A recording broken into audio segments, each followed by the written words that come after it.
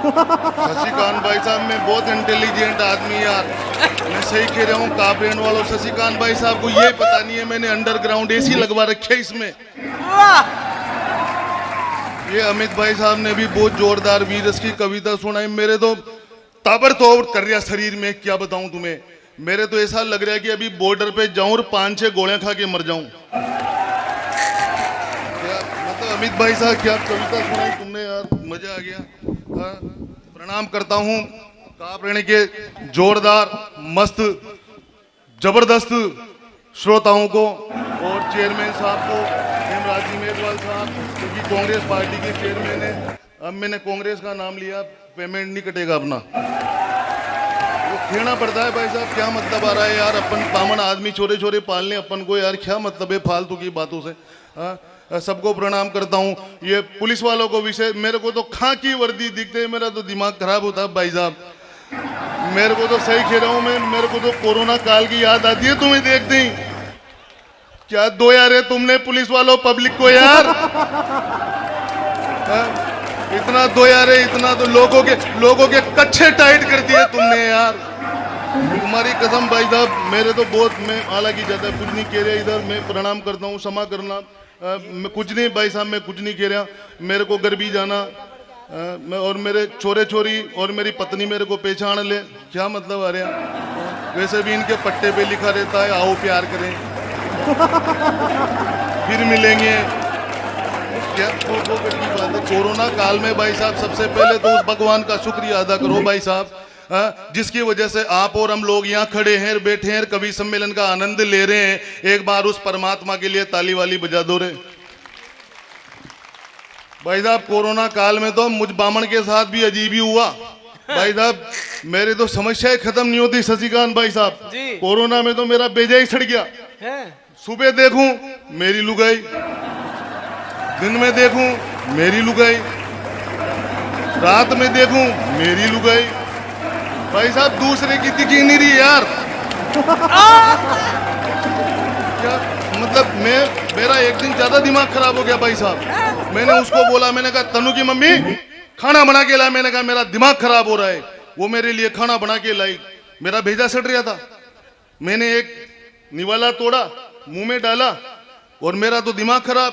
मैंने कहा तनु की मम्मी ये कैसा खाना बनाया तूने, मैंने कहा इसमें स्वाद ही नहीं आ रहा। अगली ने दिल पे ले ली भाई साहब, फोन कर दिया कोरोना सेंटर में, मेरे पति को स्वाद नहीं आ रहा। तुम्हारी कसम भाई साहब, उधर से पुलिस वाले आ गए, 4-5 डॉक्टर आ गए, मेरे को उठा के ले गए। वहां एक समझदार डॉक्टर साहब थे, उन्होंने पूछा कि पंडित देवेंद्र वैष्णव तुम तो ये बताओ पिछले 7 दिनों में तुम्हारे संपर्क में कौन कौन आया। अब मैं बामन आदमी, मैंने दिमाग लगाया, मैंने कहा मेरी लुगाई, मेरी सासू, मेरा साड़ा, मेरा ससुरा, दादी ससुरा, उठा के ले गए सबको। क्या मतलब आ रहा भाई साहब, मेरी किस्मत इतनी खराब भाई साहब, मैं तो कितना ही ऊँट पे बैठ के निकलूं, मेरे को तो कुत्ता काटे काटे। ये समस्या मेरे तो बचपन से धोखे होते आ रहे भाई साहब। तुम्हारी कसम मेरे साथ बचपन से शशिकांत भाई साहब, सही कह रहा हूं मैं आपको। मैं पहली बार छोरी देखने गया पुलिस वाले भाई साहब, ये पुलिस वाले भाई साहब अंता में ड्यूटी करी इन्होंने, और ये मेरे मित्र भी हैं। खड़े आप ही हो ना भाई साहब? अरे नहीं हो, मैं पहचान लिया मैंने यार। अरे इधर से सपोर्ट मिलेगा, वो पुलिस वाले सोचेंगे इसके पहचान का है तो मैं निकल जाऊंगा नहीं यार आराम से। क्या मतलब आ रहा है यार भाई साहब, अपन मिले यार। बाबूजी इधर बैठे, प्रणाम करता हूँ आपको, ठाकुर साहब की तरह लग रहे हो, बहुत बढ़िया। ये मेरा साडू बेटा सामने, इसका भी मैदान साहब और मेरा भी साहब। क्या मतलब, हम दोनों को केवल ये समझ में नहीं आता, बाकी सब ठीक है कि सुबह मुंह कहां तक धोना है। अच्छा बाल नहीं हो तो उसका एक और फायदा भाई साहब, बहुत बड़ा फायदा। अभी मेरी किसी से लड़ाई हो जाए तो मेरे को बाल पकड़ के नहीं मार सकता। तो क्या मतलब, मैं पे छोरी देखने गया भाई साहब, वो छोरी आई चाय लेकर के। मैंने सोचा मैंने कहा यार छोरी तो बड़ी जोरदार लग रही, मैंने कहा। पर फिर अपन पंडित आदमी देखो, जल्दी से विश्वास नहीं होता। जो मेरी होने वाली सास से कहा मैंने कहा आंटी जी कहाँ बोलो। मैंने कहा इसके अलावा कोई एक आध मॉडल और हो तो वो भी दिखा दो। नहीं सबसे बढ़िया मॉडल यही है हमारे पास, अरे एक ही है। मैं उलझ गया भाई साहब। पहली बार देखने गया तो वो पसंद आई, लड़की जोरदार लगी मेरा रोका हो गया। वाह। पहली बार देखने गया तो वो पसंद आई। लड़की जोरदार लगी मेरा रोका हो गया। चाशनी में डूबी जलेबी सी बड़े खाई लगी। जोड़ी कंप्लीट भाई काम चौका हो गया। वाह। शादी बाद जैसे ही दोबारा ससुराल गया मामला समझ आया भाई मौका खो गया। और देख के मलाईदार 3-3 सालियों को सासू जी को बोला मेरे साथ धोखा हो गया। तुम्हारी कदम भाई साहब मैं परेशान, मैं तो मेरी सासू से परेशान भाई साहब। जब मेरी पत्नी, मेरे बाबूजी का फोन आ गया फिर में चलो, मेरी मम्मी का फोन आ गया फिर में चलो, मेरे दादाजी का फोन आ गया फिर में चलो। अब भाई साहब मैं जैसे ही ससुराल में जाऊं जाते ही मेरी सासू जवाई जी फिर वही शर्ट पहन के आगे, फिर वही मोटरसाइकिल लेके आगे। बार बार एक ही एक शर्ट पहन के आते हो, एक ही एक मोटरसाइकिल लेके आते हो। तुम्हारी तो इज्जत नहीं है गाँव में, हमारी तो है, हमारी तो इज्जत का ध्यान रखो। अब पुलिस वाले भाई साहब सासू माँ क्या क्यों यार। दूसरी बार मेरा फिर जाना हुआ, वो जाते ही मेरी सासू जवाई जी फिर वही शर्ट पहन के आगे, फिर वही मोटरसाइकिल लेके आगे। बार बार एक ही एक शर्ट पहन के आते हो, एक ही एक मोटरसाइकिल लेके आते हो। तुम्हारी तो इज्जत नहीं है गांव में, हमारी तो है, इज्जत का ध्यान रखो। परेशान हो गया भाई साहब में। शशिकांत भाई साहब के पास गया, समाधान लेकर के आया भाई साहब। तीसरी बार जैसे ही मैं ससुराल गया जाते ही मेरी सासू ने कहा कि जवाई जी, मैंने कहा चुप रे, बार बार जवाई जी जवाई जी जवाई जी, मैं ही तुम्हारी इज्जत का ध्यान रखूं, तुम मेरी इज्जत का ध्यान मत रखो। अरे मैंने कहा तुम्हारे पास भी तो 3-3 छोरियां हैं, बार बार एक कोई क्यों बेच देते हो। भाई साहब मैं मेरी पत्नी से क्यों, मैंने कहा तनु की मम्मी चाय बना दे, अजी के मेरे तो आज दुख रहे हैं। मैं उससे क्यों, मैंने कहा कपड़े ही दो दे रही, अजी का आज तो का जी मेरी कमर दुख रही है। भाई साहब बड़ी जवानी में मेरे बेड पर मिलता है झंडू बाम, विक्स, क्या मतलब आ रहे यार। एक दिन मेरा टोटल दिमाग खराब और पहुंच गया मैं सासू के पास। और जाते ही मैंने गुस्से में मेरी सासू से कहा कि मैंने मेरी सास को कहा जी सासू माता सुनो, आपने जो प्रोडक्ट दिया है अभी मंद है और सर्विसों में मांगता है बार बार खर्चा ज्यादा, खरीदे हुए तो अभी हुए दिन चंद है, कंपनी का लाभ नहीं मिल पा रहा है मुझे, दूसरा प्रोडक्ट दे दो काम सारे बंद है। और सासू माता बोली अब कहां से लाएंगे प्रोडक्ट, सन बाण में से कंपनी का काम बंद है। भाई साहब मैं परेशान आदमी में क्या कविता सुनाऊं रे। मैं तो मंच पे आते हैं मेरे घर के रांडी रोने खत्म नहीं होते भाई साहब। सही कह रहा हूं मैं आपको यार। वो मेरा छोरा एक दिन मेरे पास आ गया भाई साहब, मेरे पास आकर के बोला अच्छा तुम ये मत सोचना कि मैं यहाँ आकर के फालतू बातें कर रहा हूँ, लफाजियाँ कर रहा हूँ, तुम्हें छोटे मोटे खानदान का आदमी हूँ। बहुत बड़ा खानदान है मेरा, छोटा मोटा खानदान नहीं है। ये गलतफहमी मत पालना कापरेन वालों, मेरे दादाजी का 50-50 गांव में नाम चलता है और ये गवाही दे सकते हैं मेरे भाई साहब शशिकांत जी। मैं तुम्हें हंसाने का प्रयास कर रहा हूँ, इसका मतलब ये नहीं है कि मैं छोटा मोटा आदमी हूँ। मेरे दादाजी तो एक बहुत बड़ी देवी हुई देश में, उसके परम भक्त हैं। देवी का नाम बताऊं क्या? आदरणीय सपना चौधरी। भाई साहब खानदान वो, मेरा खानदान बहुत ऊंचा है यार, सही कह रहा हूं। एक दिन मेरा छोरा मेरे पास आ गया, आकर के मेरे को छेड़ने लगा पापा जी। मैंने कहा क्या है रे चोटे, पढ़ाई लिखाई तो नहीं करता, कैसे घूम रहा है? अरे कहा पापा जी मैंने बहुत बड़ा काम करा है। मैंने कहा क्या काम करा रे चोटे? कहा पापा जी मैंने फेसबुक पे छोरियों के नाम से 5 आईडी बना रखी है। मैंने कहा साले चोटे 2 ठिकाए मैंने भाई साहब उसके। मैंने कहा फालतू के काम करता है। मैंने कहा अपने बाप को आकर के बताता है, जो रोने लग गया और कह रहा कहा आपको नहीं बताऊं तो किसको बताऊं? मैंने कहा क्यों? कहा बताना पड़ता है बाबूजी। मैंने कहा क्यों? कहा जिस पिंकी के पीछे तुम 2 महीने से पढ़ रहे हो मैं ही हूं। भाई साहब मैं कह रहा हूं आपको कि क्या आजकल देखो टीवी चैनल के संस्कार देखो, नई नई पीढ़ी मेरे सामने बैठी है, बालक देखो। अब टीवी चैनल पे आजकल देखो भाई साहब आधे आधे कपड़ों में छोरे नाच रही यार। क्या क्या क्या क्या दिखा रहे हैं टीवी वाले यार? अमित भैया मेरे को समझ में नहीं आ रहा। दिल्ली में आंदोलन करो आप, टीवी वाले उठपटांग चीजें दिखा रहे हैं यार, आधे आधे कपड़ों में छोरे नाच रही। हमारे देश के संस्कार क्या होंगे भाई साहब यार? अब एक दिन भाई साहब गजब हो गया, मेरी लुगाई फिर में गई। अपन ने रात के 12 बजे अपन ने भी सोचा बढ़िया सा चैनल लगाओ, आनंद लो। मेरा छोरा इधर सो रहा, मैं इधर सो रहा। टीवी पे चल रहा था दे कपड़ों में गाना, टीवी पे चल रहा था दे कपड़ों में गाना, बेटे ने कहा दूसरा चैनल तो लगाना, राजू तो सो जा बेटे ये गरीब लड़की है, ज्यादा गरीब आए पापा मुझको जगाना। मैं सही कह रहा हूँ भाई साहब, सही कह रहा हूँ मैं। 2-2 कोटी के लोग इस देश में आकर के टीवी चैनल पर ये कह देते हैं कि हमारी गर्दन पर छुरी रख दो, हम भारत माता की जय नहीं बोलेंगे। मैं मेरे देश के मुसलमानों से, हिंदुओं से, सिखों से, ईसाइयों से बहुत प्रेम करता हूं साहब, लेकिन उन लोगों से नफरत करता हूं जो वहां मां भारती के नाम पर गालियां देते हैं और टीवी चैनल पर आकर के ये कहते हैं कि हमारी गर्दन पर छुरी रख दो, भारत माता की जय नहीं बोलेंगे। अगर कापरेन के यशस्वी जानदार श्रोताओं के बीच में उस 2 कौड़ी के व्यक्ति को अगर मैं जवाब दे दूं इन पंक्तियों से, तो फिर पूरा पांडाल मुझे तालियां बजा करके बताए कि पंडित कवि देवेंद्र वैष्णव तूने सही कहा। कम मछली की आंख भेद पाए वो ही पार्थ होगा, चक्रव्यूह तोड़ने को अभिमन्यु बोलेगा। मछली की आंख भेद पाए वो ही पार्थ होगा, चक्रव्यूह तोड़ने को अभिमन्यु बोलेगा। और भुजाओं में बल जिसके भी होगा हाथियों का, दुशासन की छाती के द्वार वो ही खोलेगा। सत्य की परख जिसको भी हुई आज तक, अश्वत्थामा तो हत युधिष्ठिर ही बोलेगा।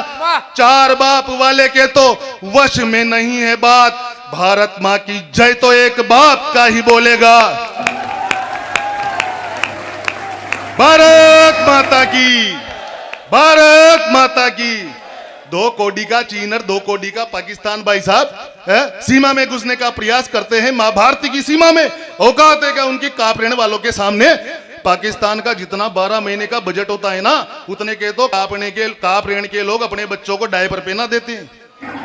ये औकात है पाकिस्तान की। वो देखो चीन, 2 कौड़ी का चीन, क्या है रे चीन, क्या है हम राजस्थानियों के सामने? 2 कौड़ी का चीन। अरे यार चीन में देखो आप 25 साल का जवान कड़क आदमी, देखो आप छोका 25 साल का जवान कड़क आदमी, उसकी लंबाई देखो 4.5 फुट। क्या लड़ेगी हमसे? 25 साल का जवान कड़क आदमी चीन का, उसकी आंखें देखो जैसे कि अपने घर में नया नया बच्चा पैदा हुआ हो, इतनी सी आंख। 4 पंक्तियों में निपटा रहा हूं चीन को, साथ देना कापरेन वालों, और पंडित आशीर्वाद लेकर के जाए तुम्हारा। सुनिएगा कि चीनियों की आंखें देखो शर्ट के बटन जैसी, मानो इंडिया में नवजात पैदा हुए हो। चीनियों की आंखें देखो शर्ट के बटन जैसी, मानो इंडिया में नवजात पैदा हुए हो। और लंबाई में लगेंगे वो केवल 4.5 फीट, लगता है खेत में चने के झाड़ बोए हो। कभी ना मिलेंगे लंबू 6 फीट वाले वहां, पूछ लेना उनसे जो कभी चीन गए हो।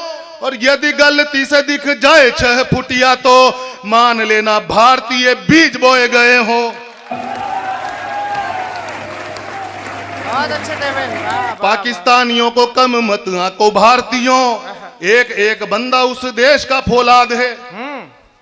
पाकिस्तानियों को कम मत आंको भारतीयों, एक एक बंदा उस देश का फौलाद है। ना दबेगा ना डरेगा, जो भी करना है करो, मेरी मानो वहां बड़े से बड़ा जल्लाद है। जो भी नस्लें पैदा हुई है वहां मेरे भाई, इंडिया का पानी और इंडिया की खाद है। डीएनए करा लो टेस्ट, पता लग जाएगा रे, पाकिस्तान इंडिया की नाजायज औलाद है। वाह वाह वाह वाह। नेताओं को प्रणाम करता हूं भाई साहब। नेता क्या भाई साहब, सही कह रहा हूं मैं आपको। नेता एक ऐसा सामाजिक प्राणी होता है जिसको आप कुछ भी कह दो वो बुरा ही नहीं मानता। आप उसको कितनी बार फटकार दो कुछ नहीं कहता वो, और फिर 5 साल बाद फिर आएगा, हे दादा ये बार भी दे दे यार। नेता की स्टाइल ने, उसकी फर्जी स्माइल ने, ताली बजाओ यार जैसे देवेंद्र वैष्णव को पूरे देश में सुना जाता है। नेता की स्टाइल ने, उसकी फर्जी स्माइल ने, अरे वोटर कर दिए फेल, वोटर कर दिए फेल, नेता सबका जावे गो। 5 साल के फल्या पाचो कोने आवे गो, 5 साल के फल्या पाचो कोने आवे गो। अरे बड़े बड़े टेंडर लगवावे, लाखों रुपया खावे। चेयरमैन साहब को प्रणाम। अरे मैं इनके लिए नहीं खेरे यार, वो मैं नेता की याद आ गई, मैंने प्रणाम करा भाई साहब। तुम्हारा क्या जा रहा है? कुछ भी नहीं खेला भाई साहब, मैं कुछ भी नहीं खेला। अरे बड़े बड़े टेंडर लगवावे, लाखों रुपया खावे, जितना भी तू रोड बनावे एक काम ना आवे। भवन बनावे लंबा चौड़ा, बानी सु चुनवावे, उद्घाटन हो बाके फैलिया बिल्डिंग ही गर जावे। जनता का लगायो तेल। वाह वाह, बढ़िया बेटे, बजाओ तालियां। ये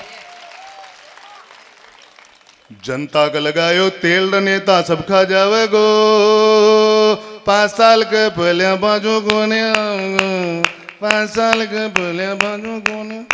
ये देखो अभी न कवि सम्मेलन से कोई लेनो देनो को न, यो आयो भी कोई ना, यो खना दियो। अब वहां पाचे गरुड़ पुराण बाच रहा होगा।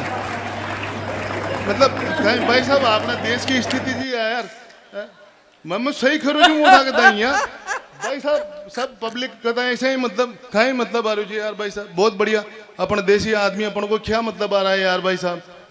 कि जहां पद्मावती ने अग्नि से प्रेम कर परिभाषा बतलाई स्त्री के मान की। वाह, जहां पद्मावती ने अग्नि से प्रेम कर परिभाषा बतलाई स्त्री के मान की। गोरा और बादल न रण में हूं कारभर, स्वामी भक्ति में परवाह ना की जान की।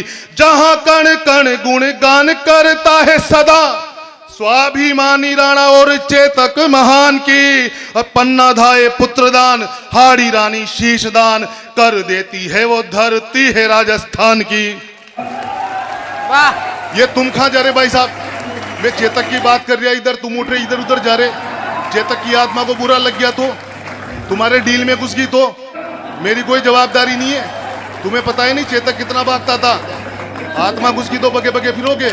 पुलिस वालों ने केस कर दिया तो मैं तो खेदूंगा, ये मेरी अंता की, इनको पता है भाई कवि की कोई गलती नहीं थी। क्या मतलब आ रहे यार फोकट में? चेतक की बात कर रहे हैं, तुम उठ रहे यार फोकट में यार। कोई मतलब नहीं आ रहा। मैं पंडित आदमी भाई साहब, तुम्हारी कसम। वो एक दिन मेरे परिवार नियोजन अधिकारी जी का फोन आ गया भाई साहब। हाँ, परिवार नियोजन अधिकारी जी का फोन आ गया। उन्होंने मेरे से कहा कि पंडित देवेंद्र वैष्णव बोल रहा है। मैंने कहा हाँ भाई साहब। अरे कहा सुबह 7 बजे आकर के मुझे घर पे मिलो, अनुष्ठान कराना है। अब मैं बामन आदमी भाई साहब, दक्षिणार पूजा के लेके तो उठ के पढ़ू। मैं सुबह 6 बजे ही निकल लिया भाई साहब। जाते ही मैंने दरवाजा खटखटाया, दरवाजा खटखटाते हैं भाई साहब एक छोरा निकल करके आया। हाँ कहा जंगल जी। मैंने कहा मुझे तेरे बाप ने बुलाया। अंदर जाके बैठ गया मैं। थोड़ी देर में दूसरा छोरा आया पानी का गिलास लेकर के, थोड़ी देर में तीसरा आया चाय लेकर के। छोटे को भाभी जी स्कूल छोड़ने जा रहे थे, 5वां प्लास्टिक की रेल चला रहा था, छठा पालने में झूल रहा था। देख देख के मुझ बामन का दिमाग खराब। मैंने कहा रे परिवार नियोजन अधिकारी जिसके इतने सारे चोरे चोरी। 2 घंटे तक बैठा रहा। 2 घंटे बाद में वो परिवार नियोजन अधिकारी आया और आते ही मेरे से बोला कि पंडित जी आगे। मैंने कहा हाँ कल लिस्ट बनाओ। मैंने कहा नहीं, पहले मुझे ये बताओ कि तुम परिवार नियोजन अधिकारी, तुम्हारे इतने सारे चोरे चोरी। अरे यार पंडित देवेंद्र वैष्णव दिमाग पे लोड मत ले, इसके पहले मैं विकास अधिकारी था। वाह,